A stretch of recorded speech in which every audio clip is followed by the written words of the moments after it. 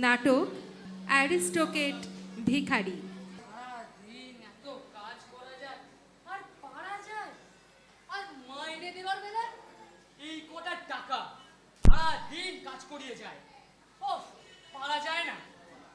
এখনই তো যেমন বললো বাবুদের ভাইয়ের ফরমাইশ কি না ঘর পুষতে হবে। হ্যাঁ এই শোনো, বাজার থেকে কি কি আনতে হবে তার একটা লিস্ট করে দিচ্ছি। সব মনে করে নিয়ে আসবে কিন্তু। এদিকে দেখে নাও। ওরে বাবারে, আর পারা যায় না। উফ, এখন ঘর পোছো। আর আপনারা দেখছেন এখন শান্ত, কিছুক্ষণে শান্ত। অশান্তি লাগলো বলে দেখুন না, দেখুন আর কিছুক্ষণ বলতেই দেখুন। তাহলে বাজার থেকে কি কি আনতে হবে তার লিস্ট করে দিয়েছি। সব মিলিয়ে দেখে শুনে নিয়ে আসবে, বুঝতে পেরেছো? এবার থামো তো পূজা। আমি জানি আমায় কি কি আনতে হবে। আমি যাচ্ছি। লিস্টটা নিয়ে যাও। লিস্ট লাগবে না, আমার সব মনে আছে। তাই নাকি? হ্যাঁ, তা বলো তো দেখি কি কি আনতে হবে। ওই তো 150 মাংস, 700 আদা, 250 রসুন, আর 1 কিলো পেঁয়াজ। তাই নাকি? তা আমি কি এখানে রসুন আদা চচ্চড়ি করবো বলে বসে আছি? ধরো লিস্টটা। যা দিয়েছি সব মিলিয়ে ঠিকঠাক ভাবে নিয়ে এসো। যাচ্ছি। বাবু কি আছে? বাবু শুনুন না। কি আছে? আসুন, এদিকে আসুন না একবার। হ্যাঁ বল।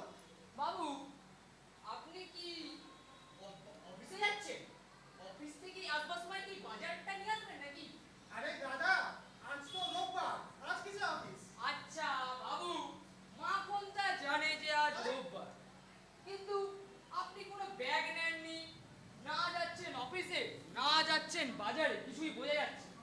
তাহলে এক কাজ করুন, দাঁড়ান দাঁড়ান। এই যে বাজারের ব্যাগটা আছে না, মানে এইটা না, এইটা sorry, তাই বল। এই ব্যাগটা সঙ্গে করে নিয়ে যান, নাহলে আপনি এক্ষুনি ঝাড় খেতেন। কি হলো কি? তুমি এখনো যাওনি কেন? দেখলেন বাবু, দেখলেন? মানে মানে বাবু আমাকে বললেন প্রথমে ঝাড় দিয়ে তারপরে নেতারা দিয়ে পোছার কথা। এই শোনো, তোমাকে এসব দেখতে হবে না। তোমায় যে কাজটা দিয়েছি সেটা মন দিয়ে ঠিকঠাক করে এসো। যাও এক্ষুনি বাজারে। ঠিক আছে, যাচ্ছি। এখন হ্যাঁ জায়গাটা নোংরা হয়ে আছে, ঠিকঠাক ভাবে ঝাড় দিয়ে পোছ। হ্যাঁ, ঝাড় দিয়ে পুছে পরিষ্কার করে দেবো। সারাদিন কাজকর্মের নাম নেই, কায়দাবাজি খালি। ও। আর শোন, আমি স্নান করতে যাব, একটু ঘরে যাচ্ছি। একদম ওকে। সারাদিন মাখন মাখন মাখন আর মাখন, এই কাজ কর ওই কাজ কর, ও পারা যায় না। উফ। বাবা, আবার কে এলো? এখনো স্নানও হয়নি, পুজোও হয়নি। মাখন, হ্যাঁ যাই যাই, এলো একবার। হ্যাঁ যাই। ও বাপ রে বাপ। ব্যাগ বাড়ি দিল। ও হ্যাঁ যাই যাই যাই।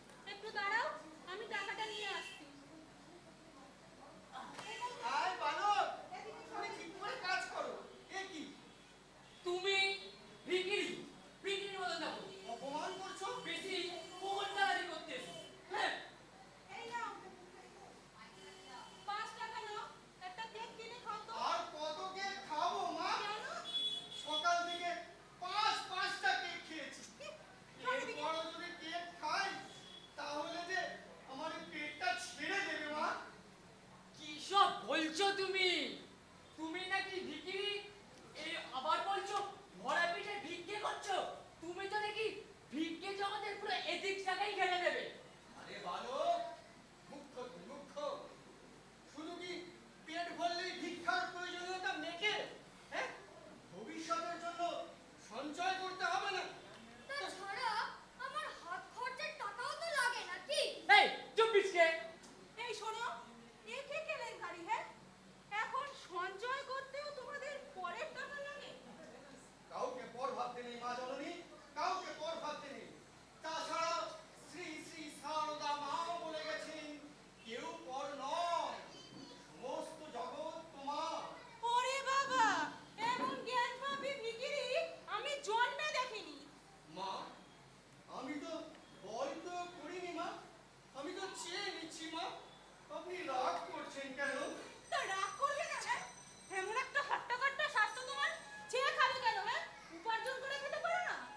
আসলে কি জানেন, এই কাজ করে রোজগার করার অভ্যাসটা বহুদিন চলে গেছে মা। জানি তো, এই করেই সব গোল্লায় গেল আর কি। আরে কি হলো বলো? আত্মনির্ভর কি বলছিল বলো? না, তোমার কত জ্ঞান, দাও আর কিছু বলো। আত্মনির্ভর হওয়ার একমাত্র একমাত্র উপায় হলো এই ভিক্ষাবৃত্তি। তাই তো এই ভিক্ষাবৃত্তি বেছে নিয়েছি মা। এটা কি অন্যায় হলো? এই শোনো, তোমার সঙ্গে না আর কথাই পারা যাবে না। তা আমি বলছি কি, তুমি কি কোনোদিন কোনো কাজ করনি? কেন মা, ভিক্ষাটা কি স্বনির্ভর কাজ মা? আরে বাবা, আমি বলছি তুমি কি ভিক্ষে ছাড়া কোনোদিনও কোনো কাজ করনি? যেমন আর কি সোশ্যাল ওয়ার্ক। ভিক্ষাটা কি সোশ্যাল ওয়ার্ক? কি বললে? ভিক্ষে সোশ্যাল ওয়ার্ক? ভিক্ষা সোশ্যাল ওয়ার্ক? দেখুন, আজকে ভিক্ষাদাতাকে পুণ্য অর্জনের সুযোগ করে দেওয়ার জন্য তো আমাদের এই পরিষেবা। কি বললে? ভিক্ষে আবার পরিষেবা? হ্যাঁ, অলবা, ভেবে দেখুন, আজকাল মানুষজন দেশ থেকে দেশান্তরে ছুটছে শুধুমাত্র পুণ্য অর্জনের জন্য। তাতে খরচ অনেক, হ্যাপাও নানান রকম।